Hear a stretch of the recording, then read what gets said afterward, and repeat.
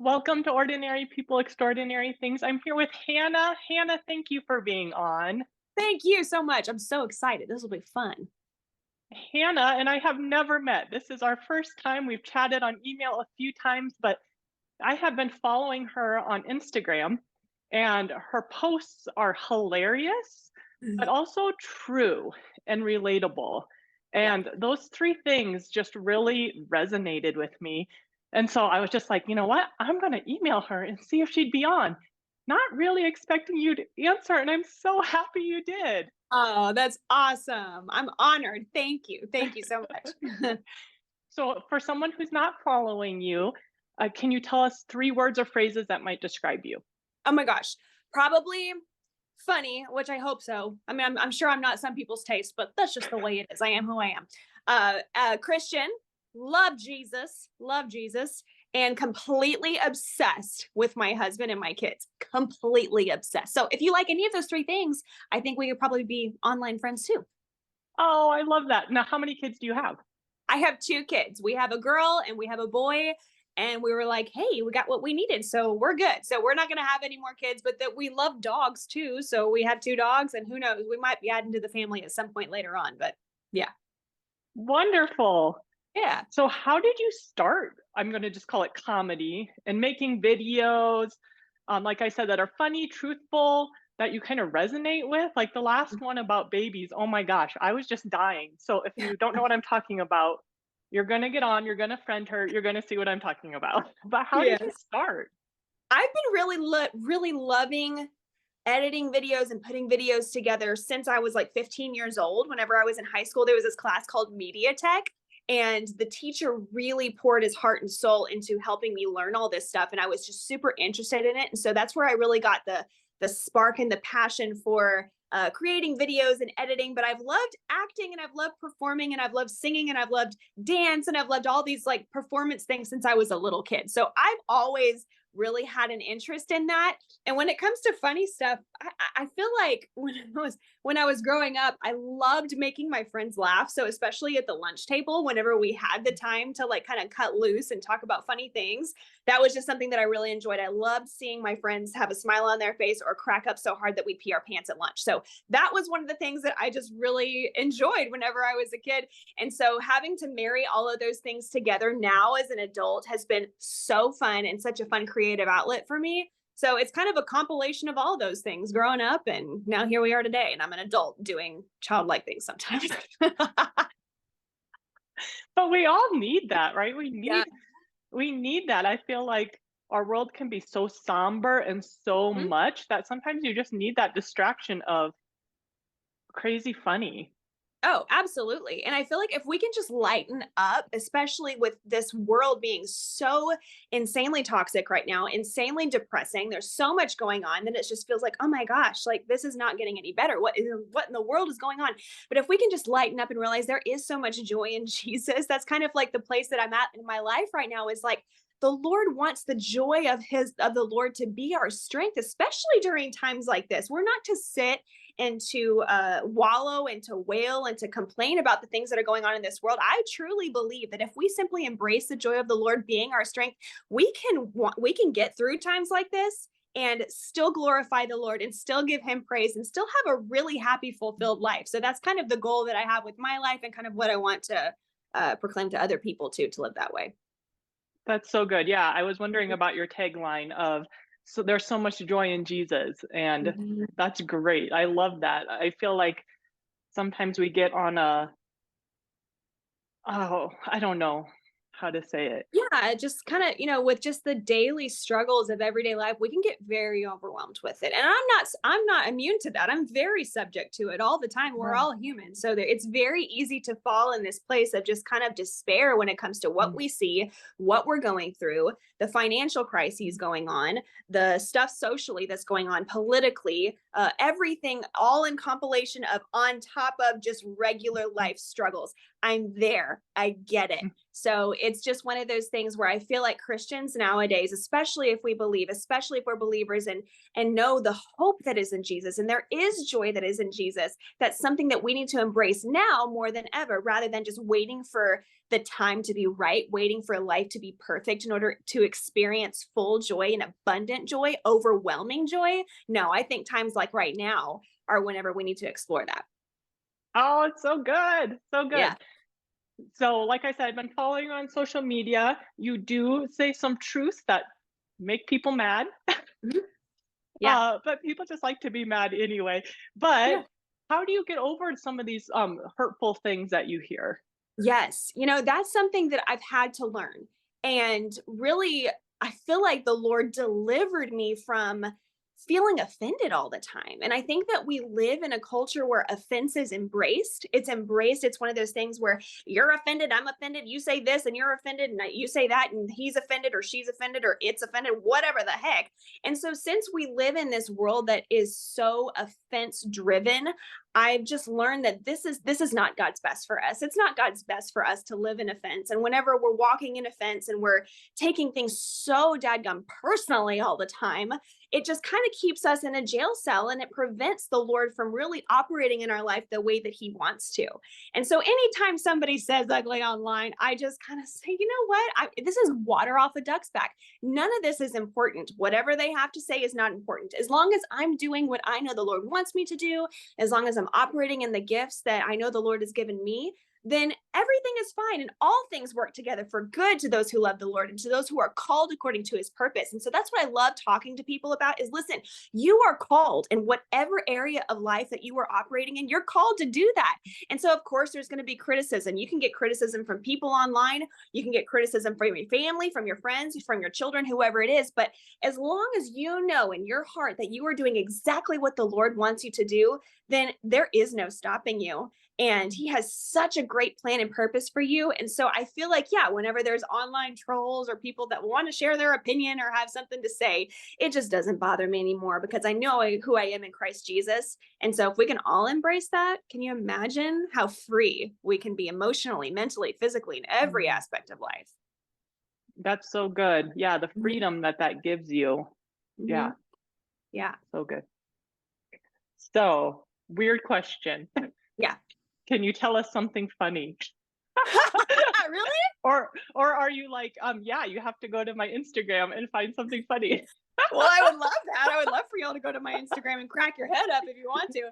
But yeah, I mean, well, I guess I can go back to the whole thing about whenever I was a kid. I really loved making my friends laugh. And so I have a very vivid memory of laughing so hard at the lunch table at my own jokes. Like, what the heck? Like, I laugh at my own jokes harder than anybody else does, probably. But I'm sitting there and I'm laughing so hysterically hard that I legit peed my pants. I legit peed my pants. It was everywhere. And it was one of those things where I'm laughing and you cannot stop laughing. It's so uncontrollable. And then all of a sudden you just kind of feel it start trickling out. And when it starts trickling out, that's it. There's no stopping it. It's gonna keep coming, right? That's just the way it is. Even whenever you sit on the toilet. It was happening to me as I was sitting on the lunch chair with my shorts on.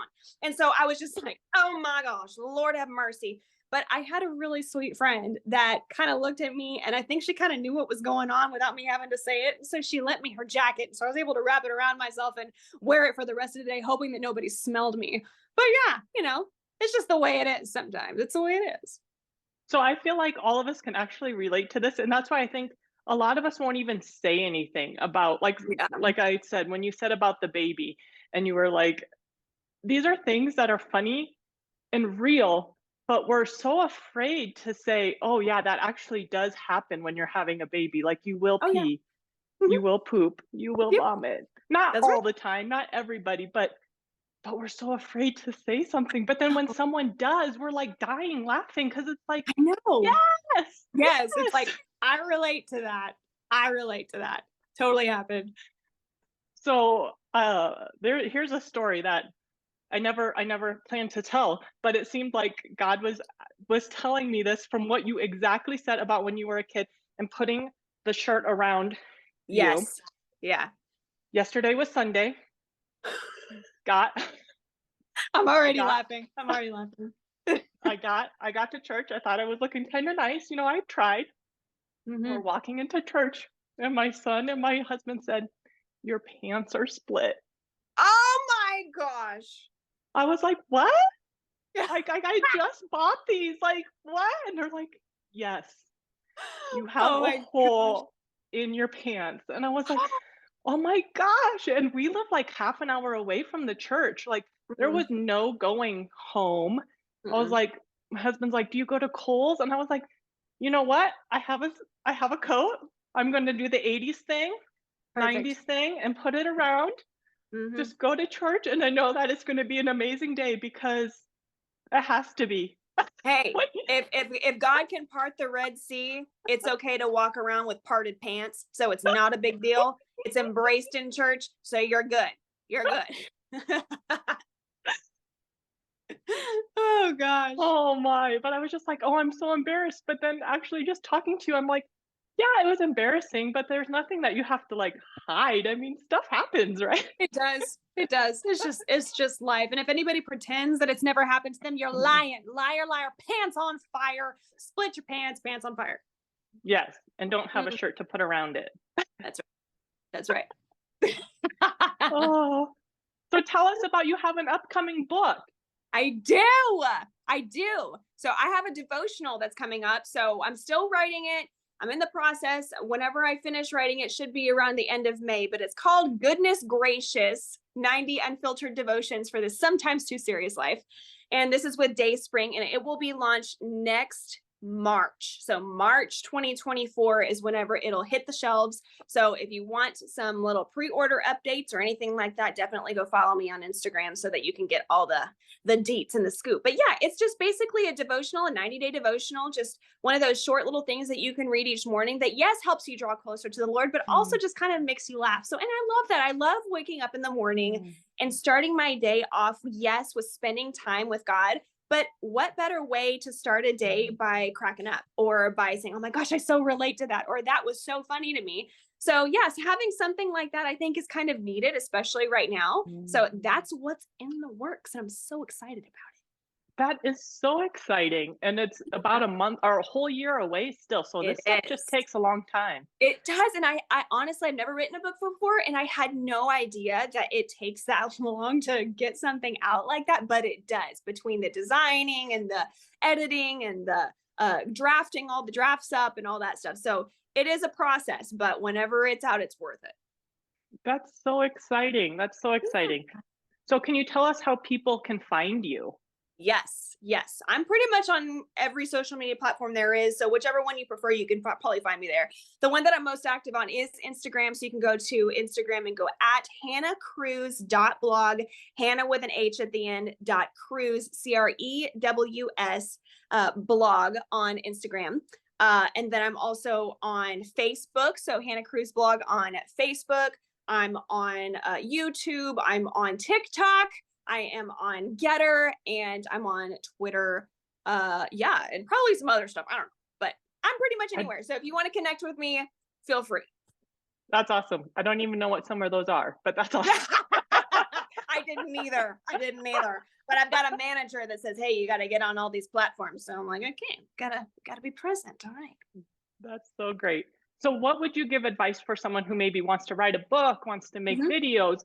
I know you just said like kind of diving into your identity or your purpose or however you want to say that, but do you have any advice for anyone who wants to maybe do what you do or kind of, or you know what I mean? Just some. Yeah.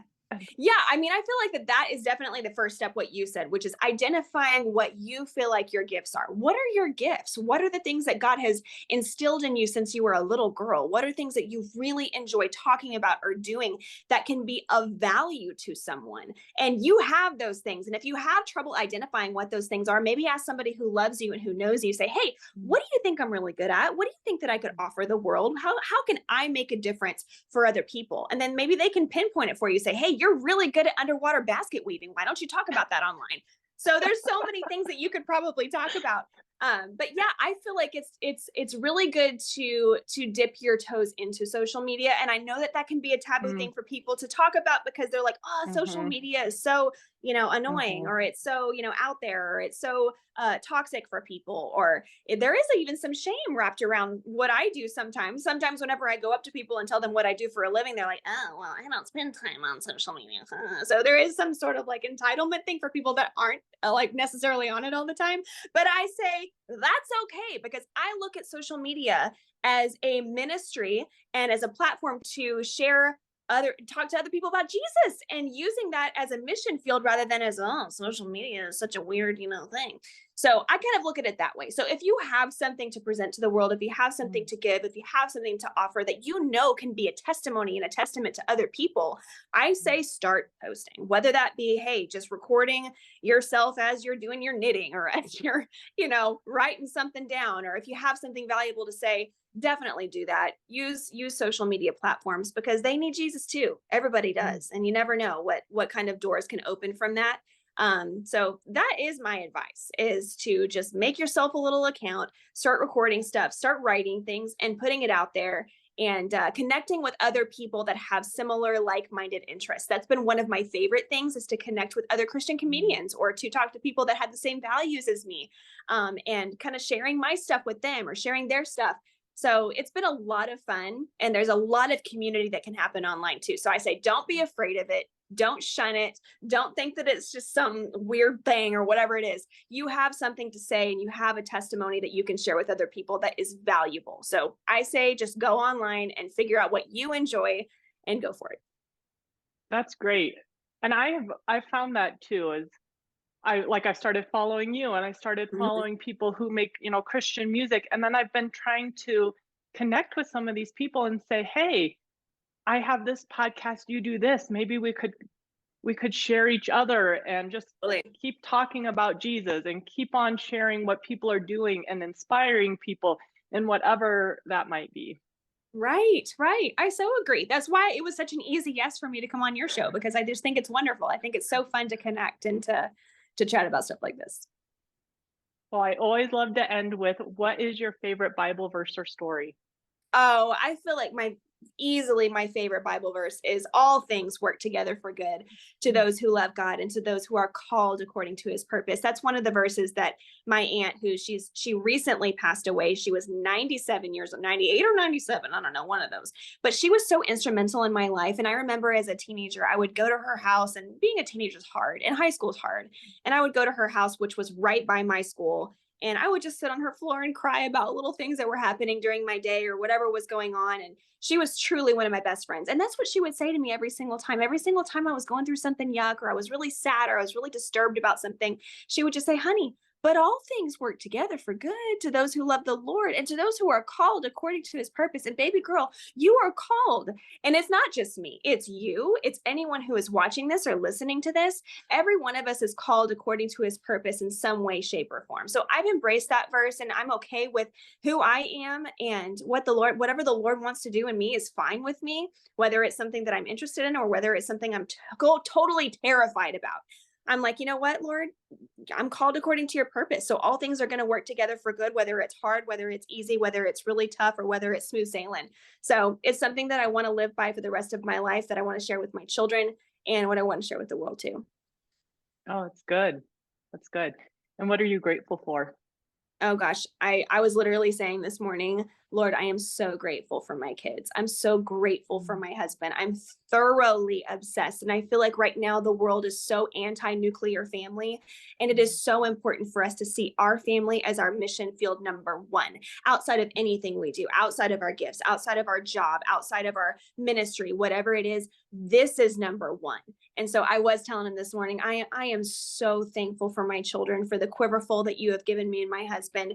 And I was even declaring blessings over my grandchildren. So I was speaking it into existence before it even happens. So that is my number one. And I feel like it needs to be everybody's number one. that's good. And what I will say is that something I don't like about some comedians is that they really tear down their husbands or their wives. Hmm. And though that's, kind of, you might get a laugh, Yeah. I don't think we really need that in this world. I Mhm. think we need to really fight for marriages and fight for our Agree. families. Mhm. So I really like that you said that. Yeah, I completely agree. And yeah, my husband and I had the same kind of thought process where, it's one thing to make a joke about marriage because marriage can be absolutely hilarious, but it also is important to honor your spouse and to honor what the Lord has given you because when you honor your spouse, you're honoring yourself. You are one flesh. And so I completely agree with you 100%. This has been so fun. Hannah, thank you so Yes. much for being on. And I Thank can't you. wait to see people follow you and just laugh and maybe come into their own purpose and really start Mhm. living that out just to change the world. God knows we really need it. That's right. I totally agree. Thank you so much, Nancy. This has been a blast. Thank you. Have a really great day. Thanks. You too.